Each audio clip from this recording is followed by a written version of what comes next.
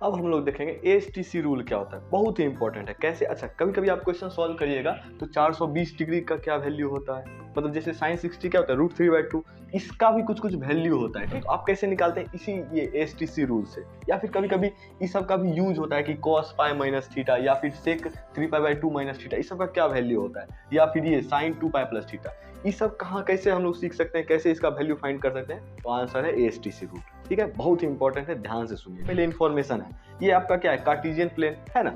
अब देखिए ये क्या है, positive X axis, negative X axis, positive Y axis और निगेटिव वाई एक्सिस। यहाँ से कोई इंक्लाइंड होगा, अगर कोई लाइन इसी पे होगा तो कितना एंगल होगा, पाई पे ही होगा, तो आप कहेंगे सर 0 भी होगा ना। और एक रिवॉल्यूशन और कंप्लीट कर लेगा तो क्या हो जाएगा, 2π होगा ना, 2π। इसी तरह 2π 4π 6π से ही चलता रहेगा। इसको आप जनरलाइज करिएगा तो इवन नंबर ऑफ पाई आएगा, इवन इंटू पाई। आया समझ में? यहाँ पे आइएगा तो 1π 3π 5π 7π आएगा। ऐसा जैसे यहाँ से यहाँ आया तो 1π हुआ ना, फिर रिवॉल्व होके आएगा तो 3π 5π 7π, मतलब ऑड नंबर ऑफ पाई। अच्छा, यहाँ से अगर आप यहाँ आए तो कितना हुआ, π/2 हुआ। ठीक, और दोबारा एक बार और रिवॉल्यूशन करके आएगा तो π/2 में 2π ऐड करिएगा तो क्या आएगा, 5π/2 आएगा, 9π/2 13π/2। इसको जनरलाइज करिएगा तो 4n + 1π/2 आएगा।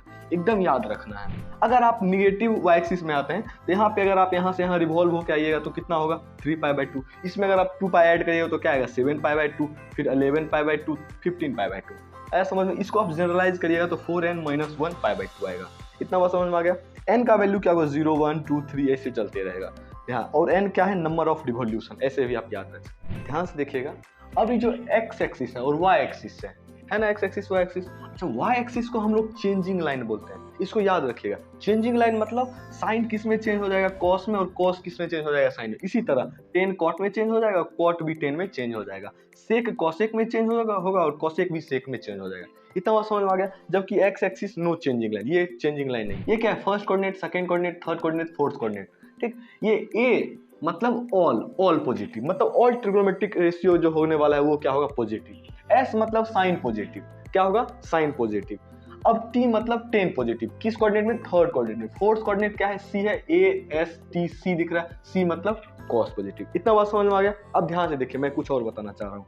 यहाँ पे क्या लिखा हुआ है, if any t ratio is positive then reciprocal is also positive. मतलब साइन थीटा क्या है, पॉजिटिव है, मतलब फर्स्ट कोऑर्डिनेट में साइन थीटा क्या है, पॉजिटिव है।